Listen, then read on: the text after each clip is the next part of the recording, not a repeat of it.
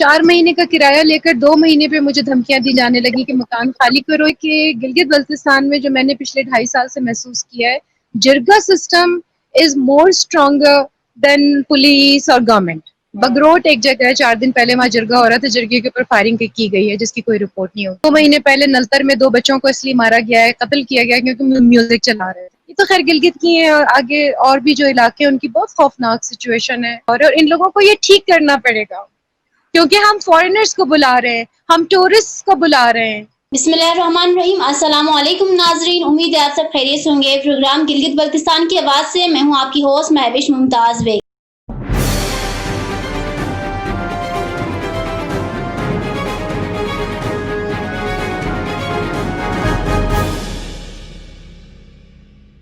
नाजरीन आए सबसे पहले नाइला जाफरी साहिबा की वीडियो क्लिप सुन लेते हैं, उसके बाद प्रोग्राम का आगाज करते हैं। अस्सलाम वालेकुम, मैं हूं नाइला। टोटल केस की तफसीलात जो कोर्ट को फ़राहम की गई हैं सबूतों के साथ वो ये हैं। 4 महीने अप्रैल मई जून जुलाई का किराया वसूल करके, और मई में रमज़ान था, ज़ाहिर बड़ी मुश्किल से 2 महीने में मैं सेट कर पाई थी। तीसरे महीने जुलाई की 21 तारीख को मुझे नोटिस भेजा गया 9 दिनों में मकान खाली करो, और वर्बली कहा गया नहीं तो तुम्हारा सामान खींच के बाहर फेंक देंगे। वजह मकान किसी को बेच दिया है, नोटिस है, मतलब वो ऑन डॉक्यूमेंट मकान बेच दिया है, अब किराया दुगना करो, दुगने से ज़्यादा 25,000 दो, वरना मकान खाली करो। ओके, खाली कर देंगे, अब रहना भी नहीं है हमें, लेकिन मकान मिलने तक तो कोई नहीं धमकियाँ दे के तो कोई नहीं निकाल सकता ना। मैं कमज़ोर हूँ, बीमार हूँ, मुसाफिर हूँ, अकेली हूँ, औरत हूँ, ईमान मेरा कमज़ोर नहीं है। ईमान की ताकत मेरे पास इतनी मज़बूत है कि मैं किसी भी जुल्म के ख़िलाफ़ डट सकती हूँ।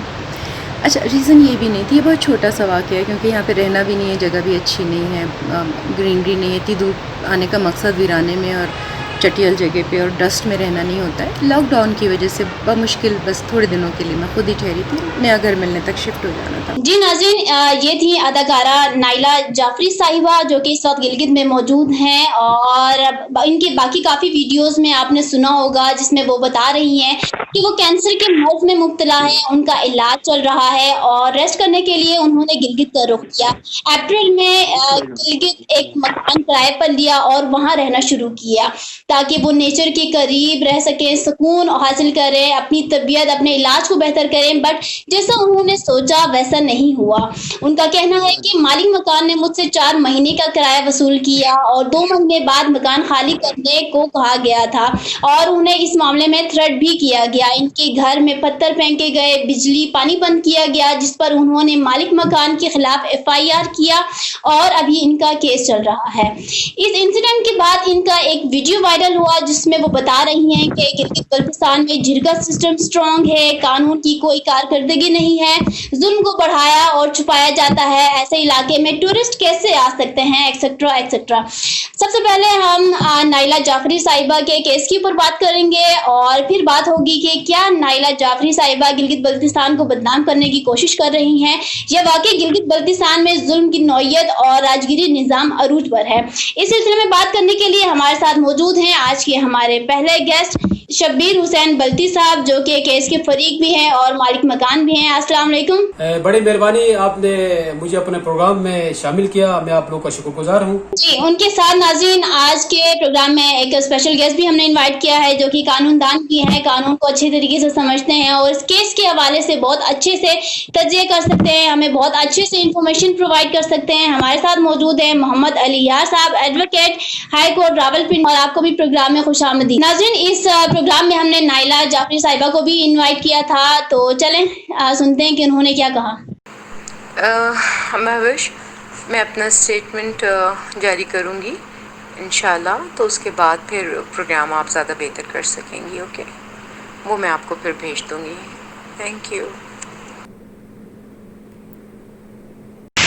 जी नाज़रीन, नाइला साहिबा ने कमिटमेंट किया कि वो प्रोग्राम में ज़रूर शामिल होंगी और अपना जो मौक़िफ़ है वो आवाम के सामने ज़रूर पेश करेंगे। और उसके बाद उन्होंने कहा कि मेरी कोई वीडियो क्लिप भी आएगी जो कि मैं आपको सेंड करूँगी, और वो वीडियो क्लिप आपने स्टार्ट में देखी, आपने सुनी। और जब उनको ये बताया गया कि इस प्रोग्राम में इस केस के जो फरीक हैं शब्बीर हुसैन साहब, जो वो भी इस प्रोग्राम में शामिल होंगे, तो फिर उन्होंने प्रोग्राम में शिरकत करने से मुआज़रत कर लिया। उन्होंने कहा कि शब्बीर साहब के साथ मैं नहीं बैठूंगी, उनके साथ कोई भी बातचीत नहीं होगी किसी भी प्लेटफॉर्म पर, वो प्रोग्राम उनके साथ मैं नहीं कर सकती। हाँ, अगर आपने प्रोग्राम करना है तो उनके साथ आज रात एक प्रोग्राम कीजिएगा, मेरे साथ कल प्रोग्राम कर लीजिएगा। इससे जो है आप तो हम दोनों के जो भी बयानात हैं, हम दोनों के जो स्टेटमेंट है आप अच्छे से समझ सकेंगी और वो पब्लिक के सामने आप रख सकेंगी। उस पर मैंने कहा कि हम वन साइड प्रोग्राम नहीं करते, आवाम जो है हकाइक जानना चाहती है, दोनों रुख को साथ रखते हुए बात करें तो ज्यादा बेहतर है। जिस तरह से इनका एक पहले प्रोग्राम हुआ, वन साइड स्टोरी बताई गई, और लेकिन सेकंड जो रुख है, आई ऑलवेज से कि every coin has two sides, तो फिर वो दूसरा रुख क्यों नहीं आवाम को दिखाते, दोनों पहलू को सामने रख के बात होनी चाहिए। जिस पर हमने नाइला साहिबा को इन्वाइट किया, बट उन्होंने शब्बीर साहब के साथ बैठने से इनकार किया। तो अपने प्रोग्राम को आगे बढ़ाते हैं। सबसे पहले शब्बीर साहब, आपसे मैं ये पूछना चाहती हूँ कि ये जो एक क्लेम किया जा रहा है आप पर, इस बात आप खुद भी जानते हैं, तमाम वीडियोस में नाइला साहिबा भी यही बता रही है कि 4 महीने का किराया वसूल करने के बाद 2 महीने में मकान खाली करवाने का तो जवाब ही नहीं बनता, फिर आपने कैसे कह दिया उनको? मैडम, बहुत अच्छा सवाल आपने किया। मैं आपको पहले भी मैंने अपने वीडियो में बता दिया था, आज आपके प्रोग्राम में ऑन एयर में बताने जा रहा हूँ। ये 4 महीने का जो किराए की एग्रीमेंट की बात जो कर रही है, एग्रीमेंट हमारा कोई नहीं हुआ था। 4 महीने का किराया ये मेरे पास आ गई, कोई बंदा लेके आ गया कि ये एज ए कैंसर पेशेंट है, आपकी बहन है। तो मैंने कहा कैंसर पेशेंट है तो मैं इनकी क्या हेल्प कर सकता हूँ। उन्होंने कहा कि आप इसको मकान आपका पसंद आया है, बैठना चाहती है। मैंने कहा पहले निस्पात बैठी थी 35,000 देती थी, बाद में एक डायरेक्टर बैठे थे 25,000 देते, अभी मेरी बहन जो देना चाहे मैं इनको रखूंगा। उन्होंने कहा भाई मेरे कुछ स्टडीज कराची में फंसे हुए हैं, तो काइंडली आप मुझे थोड़ा वो दिखाएं, इसमें डिस्काउंट करें। मैंने कहा मैडम आप 18,000 रुपये दे दें। उन्होंने कहा ये भी पॉसिबल नहीं। फिर बात जाके 15,000 पे आ गई। 15,000 भी उन्होंने नहीं माना, कहा मैं आपकी बहन हूँ, मैं आपसे रिक्वेस्ट करती हूँ, बाकायदा हाथ जोड़ कर उन्होंने मुझे कहा कि आपसे रिक्वेस्ट करती हूँ, आप फिलहाल 12,000 पे निज़ाम सिस्टम चला रहे, फिर आप 4 महीने के बाद बेशक 18,000 कर लें, तब तक मेरे सीरीज़ के पैसे भी मुझे मिल जाएंगे। मैंने इनके बीमारी को देखते हुए और इनके दूसरा इनके हालात को देखते हुए मैंने एग्री कर ली और हबीब अली इनके साथ एग्रीमेंट जो ये कह रहे हैं कि कोई एग्रीमेंट नहीं हुआ है। मैंने उनको ये बताया था 4 महीने बाद जब मैं 18,000 रुपए के। अच्छा शब्बीर साहब, आप मालिक मकान हैं, वो किराएदार हैं, कानून शायद आप भी जानते होंगे, मकान आपने इससे पहले भी किराए पर दिए होंगे।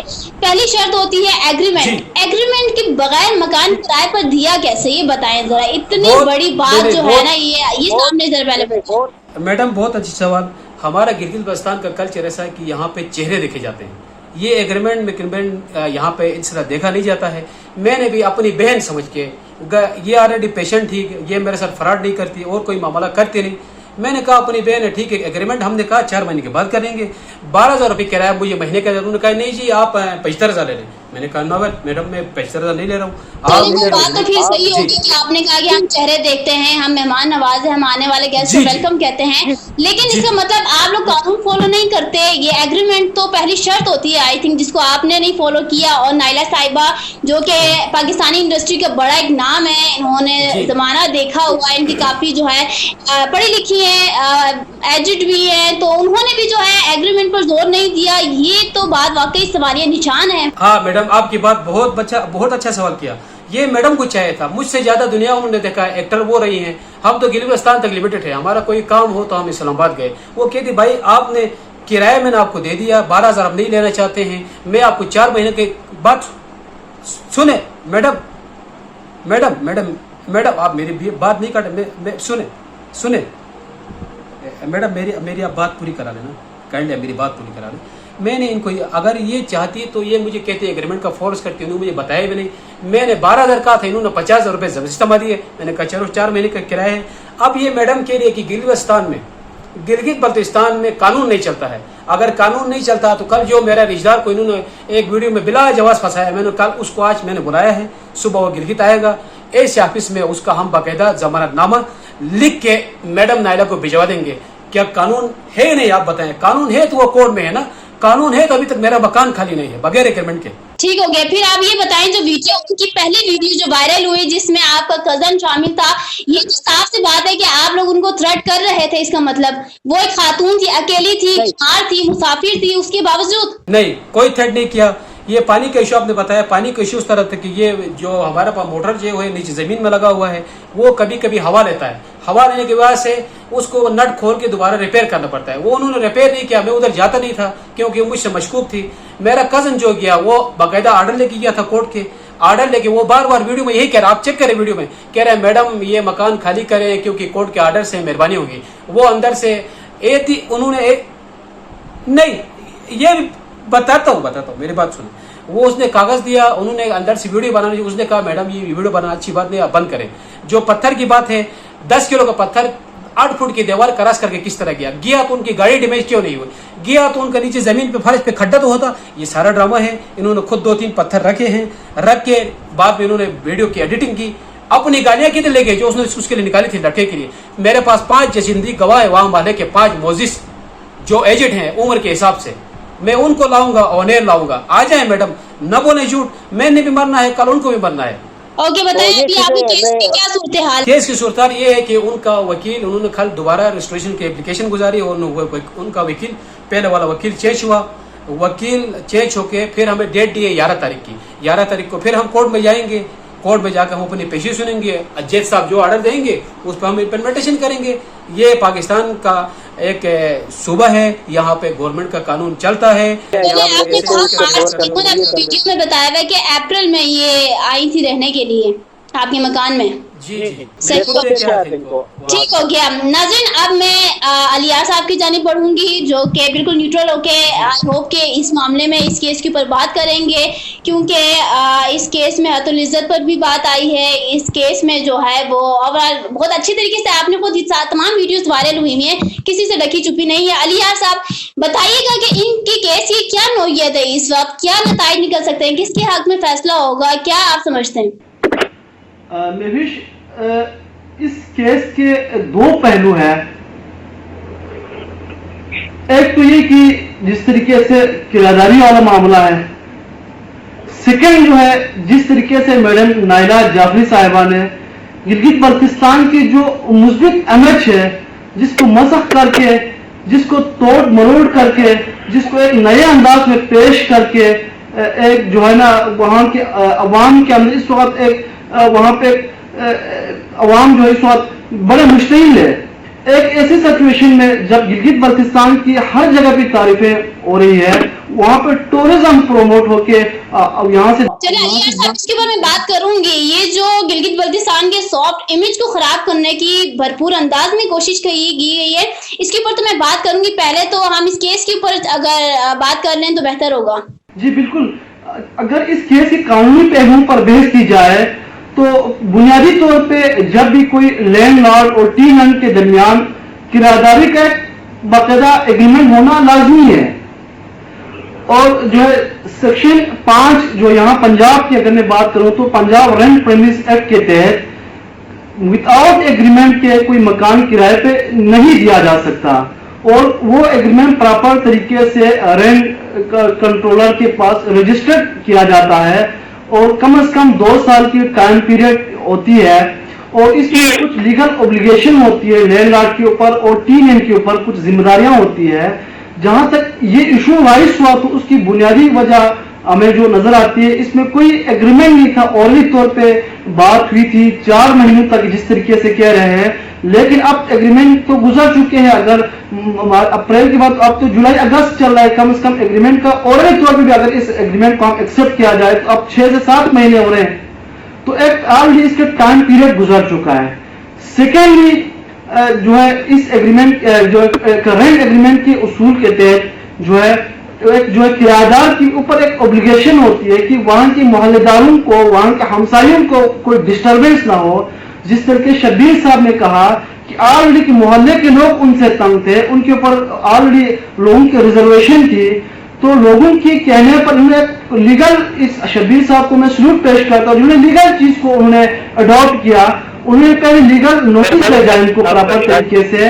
उनकी बात उनसे रिक्वेस्ट की कि भाई आप जो है मेरा जो है मकान खाली करें, क्योंकि हमारा एक तरह से तो जो है एग्रीमेंट का जो है डेट गुजर चुका है। सेकेंडली ये कि मोहल्ले की लोगों की जो है ना ऑब्जेक्शन है, रिजर्वेशन है, तो आप जो है ना इस मकान को खाली करें। तीसरी बात जो अहम बात है वो इस केस में कि जिस तरह की मैडम खुद कोर्ट में गई है, वो रेंट कोर्ट में से वहां गिलगित में जो कोर्ट मौजूद है वहां पे कोर्ट ने बाकायदा दोनों की वहां पे हेयरिंग हुई है। मेरिट बेस पे जब उनका केस डिसमिस हुआ उसके बाद उनको कहा कि आप मकान खाली कर दें, तो it means Shabbir was on right side. और मैडम ने जो इसी छोटे से इशू को लेकर जब उन्हें लॉजिकली तौर पे भी जब उनको कोई ऑप्शन नहीं मिला, मॉरल तौर पर भी उन्हें ऑप्शन नहीं मिला, जब उनको ये सारे जो है मामला हाथ से निकल गए, तो उन्होंने अपने आप को मैडम इन रहने के लिए गिलगित बल्तिस्तान के ऊपर उन्होंने एलिगेशन किया, पूरी आवाम को बदनाम करने की कोशिश की। ठीक हो गया। जब इन्होंने गिलगित बल्तिस्तान को निशाना बनाने की कोशिश की है तो क्या इनके ऊपर केस नहीं बनता? फिर क्या लॉ क्या कहता है? जी बिल्कुल, इस बारे में जिस तरीके से उन्होंने कहा कि एक चीज की भाई वहां पे जिरगा सिस्टम है, वो खुद कह रही कि वहां पे मर्डर्स होते हैं, वहां पे पता नहीं डकैती के केस होते हैं, रेप के केस है, पता नहीं मैडम को कहां से नजर है। हम भी तो गिलगित बल्तिस्तान के वासी है, वहां पे अगर एक पत्थर गिरता भी है तो ये जो है ना वो छोटा सा एरिया है, वो पूरे एरिया में फैल जाता है, पता चल जाता है। और वहां की पुलिस, गिलगित बल्तिस्तान की पुलिस जो है बेहतरीन पुलिस में शुमार होता है। वहां पर पुलिस की ईमानदारी जरूर मिसाल है, यहाँ पंजाब की तरह नहीं है। अगर इस तरह कोई इंसिडेंट होता है तो जाहिर बात है वहां पुलिस एक्शन लेती है और प्रॉपर तरीके से लॉ की जो है ना लॉ के तौर पर उनको बाकायदा उनको सजाएं दी जाती है। और जिस तरीके से उन्होंने जो मसक करके जो गिलगित बल्तिस्तान को जो है वहां की जो है डिफेंड करने की कोशिश की गई है, तो जाहिर है जो है ना गलत एलिगेशन आप लगा रही है। आप कहती मेरे पास एविडेंस भी मौजूद है, आपके खिलाफ यकीनी तौर पे गिलगित बल्तिस्तान की वहां की लॉयर्स कम्युनिटी है, वहां पे जो पढ़े लिखे लोग हैं, यकीनी तौर पे आप डिफेमेशन का सूट आपके ऊपर फाइल कर सकते हैं और आपको कोर्ट में एविडेंस पेश करने होंगे जो कि आप रिकॉर्ड पे मौजूद है। आपने कहा कि कत्ल के आपके पास सबूत मौजूद है, आपके पास डकैती के सबूत मौजूद है, चोरी के सबूत। ठीक हो गया। शब्बीर साहब, अभी आप ये समझते हैं कि आपकी वजह से पूरा गिलगित बल्तिस्तान इस वक्त अभी जो है वो बदनाम हो रहा है एक किस्म का, और अपने एक निजी केस के आड़ में जो है नायला साहिबा अभी पूरे गिलगित बल्तिस्तान को क्या से क्या कह रही हैं, आपके सामने है ये सब कुछ। अभी आप इसके ऊपर कोई एक्शन लेंगे? कोई केस अभी अलियास साहब ने कहा कि केस कर सकते हैं, इसके ऊपर कोर्ट में जाया जा सकता है, तो आप क्या? मैडम आपने बहुत अच्छी बात की। गिलगित बल्तिस्तान को इस वक्त नायला जाफरी साहिबा मेरे हिसाब से बदनाम ही कर रही हैं। रहा कोर्ट का डिसीजन तो मेरा केस मैंने जीतना ही है, क्योंकि इनके साथ कोई एग्रीमेंट था नहीं। मैंने इन पे 1 करोड़ का हर्जाना करना है। मैं तमगा इम्तियाज था, ये ले गई मुझे कोर्ट में। और दूसरा इसने मेरे गिलगित बल्तिस्तान की गवर्नमेंट पे जनाब मैं अब आप सबको ऑन बोर्ड ले रहा हूँ, जीबी जितने भी मेरे जीबी के गवर्नमेंट के जो ऑफिसर्स हैं, डीसी साहिबान हो गए, आईजीपी, अच्छा जनाब आर्मी चीफ साहब, चीफ हमारे सुप्रीम कोर्ट के, मैं उन सबको बहाल करना चाहता हूँ। भाई निजाम नहीं है तो ये तनख्वाही इधर ले रहे हैं सारे। निजाम था तो मैं कोर्ट में गया ना, निजाम था तो मैं अपने भतीजे को ला के जमानत करा रहा हूँ। कल जमानत उनके मुंह पे दे मारूंगा मैं नायला जाफरी के। मगर ऐसी बातें नहीं करें मेरे गिलगित बल्तिस्तान के बारे में कि मेरा खून खोल उठे। मेरे गिलगित बल्तिस्तान में गिलगित पाकिस्तान का कानून चलता है, पाकिस्तान का कानून चलता रहेगा, और सबसे ज्यादा कुर्बानी भी हम गिलगित बल्तिस्तान वालों की हैं बॉर्डर पे। ये बातें न कहना है नायला जाफरी साहिबा। मैं एक और उसके ऊपर केस। लेकिन क्या ये बात होती है कि 4 महीने का किराया आपने वसूल किया, फिर 2 महीने के अंदर मकान खाली करवाने को कहा, अगर मकान खाली नहीं करते तो फिर आपने ये भी डबल कर, इस बात में क्या सदाकत है? एक और मैं ऐलान कर रहा हूँ, अगर आप मानती है तो एक और ऐलान कर रहा हूँ। मैडम नायला जाफरी की तरह पैसों का मैं भूखा नहीं, उसके 50,000 कल ही मैं दे देता हूँ उसको, कल ही उसको दे देता हूँ। 50,000 रुपये 4 महीने के भी हो गए। मेरा मकान खाली करें, मेहरबानी होगी, ठीक है ना। मैं उनसे झगड़ना, मैं अपने इलाके का इमेज खराब करना नहीं चाहता। हमारे दिल बड़े हैं। अब इसमें अगर जब आप लोगों ने केस आप लोगों का कोर्ट में दायर है तो फिर कानून, अभी आपने कहा कि गिलगित बल्तिस्तान में कानून चलता है, कानून काम करता है, तो कानून के तहत तो वो मकान भी खाली कर देंगी और जिसकी गलती होगी उसको सजा भी मिलेगी। फिर हाथुल इज्जत आप कर सकते हैं उनके ऊपर दोबारा, या वो आप पर कर सकती हैं? नहीं, वो मुझे क्या करेंगे? उसने तो जो उन्होंने करना था किया, अब मैं करूंगा उनके ऊपर केस कि एक मोदी शेर को वो कोर्ट में ले गई, ठीक है ना। और मेरे गिलगित बल्तिस्तान को उन्होंने बदनाम किया। अच्छी तरीके से अपने आप को डिफेंड करेंगे, अपने एरिया को डिफेंड करेंगे। Am I not wrong? इंशाल्लाह इंशाल्लाह इंशाल्लाह इंशाल्लाह मैं खड़ा हूँ, हर मास में मैं खड़ा हूँ उनके साथ। अभी आपकी तरफ लास्ट में मैं बढ़ना चाहूंगी, अपने एक निजी केस में उसकी आड़ में अपने जाती केस के हवाले से पूरे कौम को बदनाम करना, बिल्कुल मुझे तो लगता है कि ये प्लान की जो है ना वो उनको कर रही है। आपने देखा, हमने पूरी कौम ने देखा कि जिस तरह से मरी का जो है बाइकाट जो मुहिम किया था, जिससे मरी की जो टूरिज्म इंडस्ट्री तबाह हो गई थी, तो सेम लाइक अभी इस मैडम नाइला जाफरी के जरिए से गिलगित बल्तिस्तान की जो है टूरिज्म को बदनाम करने के लिए, और गिलगित बल्तिस्तान के लोग जो इंतहाई मेहमान नवाज लोग हैं, हमने देखा सुना कि वहां पे बल्तिस्तान के मारूफ आलमदीन शेख जाफरी ने जुमे के खुतबे में कहा कि भाई बल्तिस्तान की आवाम जो है, जो मेहमान जो बाहर से आते हैं उनको अपने घरों में पनाह दे। हमारे लोग तो इतने मेहमान नवाजी लोगों को अपने घरों में पनाह देते हैं, वहां पे लोगों को कोई वहां परेशानी नहीं होती, लोग जन्नत की तरह फील करते हैं, क्योंकि पाकिस्तान को सेफेस्ट प्लेस जो है वहां पे फील करते हैं, और लाखों करोड़ों की जगह पे वहां पे सयाह आते हैं और वो गिलगित बल्तिस्तान की तारीफें करते हैं।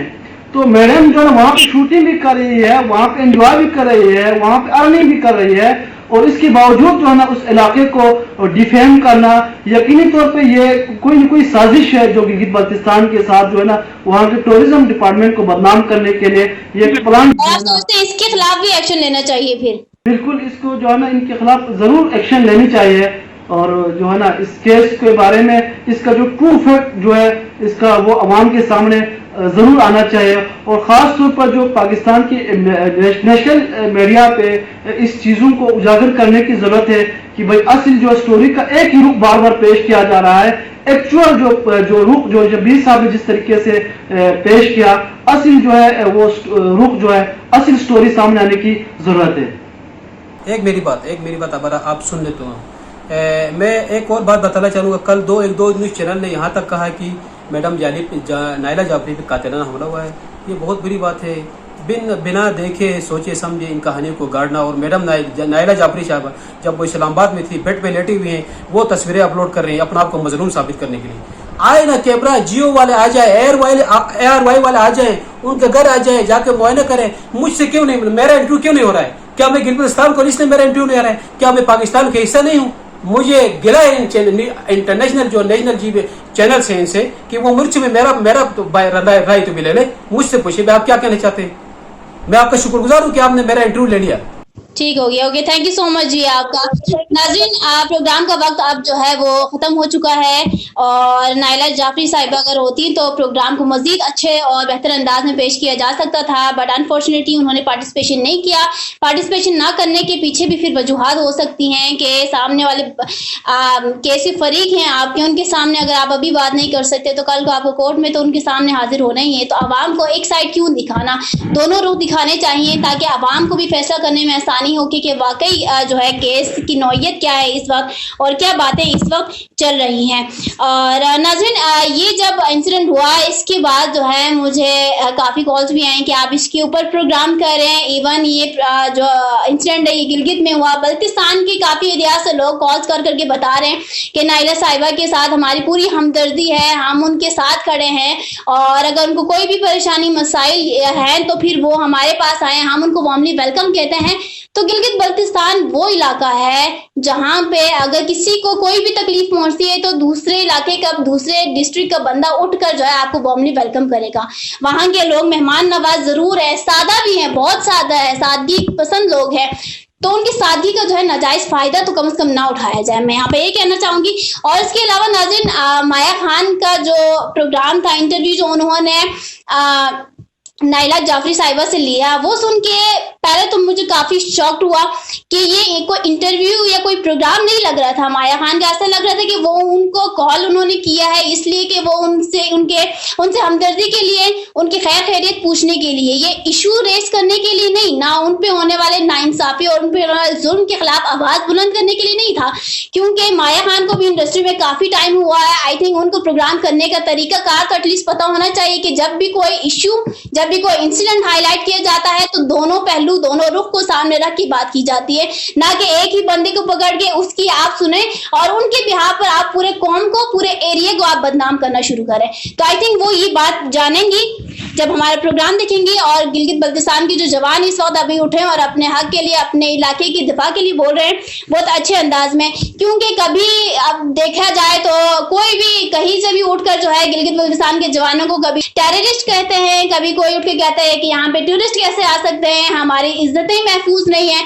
तो ये बदनाम करने के लिए गिलगित बल्तिस्तान ही मिलता है हर किसी को, तो ये शादी का नाजायज फायदा ना उठाया जाए। अगर नाइला साहिबा कहती हैं कि जिरगा सिस्टम मजबूत है, तो फिर ये गिलगित बल्तिस्तान है, यहाँ के उल्मा का, पुलिस डिपार्टमेंट का, गवर्नमेंट का, पढ़े लिखे लोगों पर सवालिया निशान बनता है, उनकी कारकर्दगी के ऊपर सवालिया निशान बनता है, बल्कि उनके मुंह पे तमाचा बनता है फिर ये। तो कम से कम बात करने से पहले थोड़ी सी रिसर्च जरूर करें कि गिलगित बल्तिस्तान एक पुरअमन इलाका है और यहाँ के जवान ही जो है आपके बॉर्डर्स पर इस वक्त खड़े हैं, अपने मुल्क की हिफाजत के लिए खड़े हैं। और जहां तक आपने बात की कि हम कैसे अपने टूरिस्ट को यहाँ बेच सकते हैं, तो फॉर योर काइंड इन्फॉर्मेशन बताती चलूं कि गिलगित बल्तिस्तान वो वाहिद इलाका है डोमेस्टिक टूरिस्ट से कहीं ज्यादा फॉरेनर्स जो है इस वक्त गिलगित बल्तिस्तान में आ रहे हैं। तो टूरिस्ट को भी इलाके को भी देख कर आते हैं, इलाके के लोगों को भी देख कर आते हैं। जितना वहां का इलाका खूबसूरत है उतना ही लोग और वहां उनके दिल भी जो है वो खूबसूरत है। तो काइंडली कोई भी आप लोगों को जाती केस हो उसके ब्याह पे पूरे कौम को मत घसीटे, कानूनी कार्रवाई जरूर होनी चाहिए। नाइला साहिबा के साथ हमारी हमदर्दियां हैं इस वक्त और हम चाहते हैं कि इस केस की जो है वो इंक्वायरी हो, अच्छे तरीके से हो और जो भी इस वक्त गलत है उनके ऊपर जो है कड़ी से कड़ी सजा जो है उनको मिले, ताकि फैसला सामने आ सके कि किसकी गलती है और कौन जो है इस वक्त गलत है, कौन राइट है, कौन रॉन्ग है। तो इसी के साथ मुझे दीजिए इजाजत। अल्लाह हाफिज।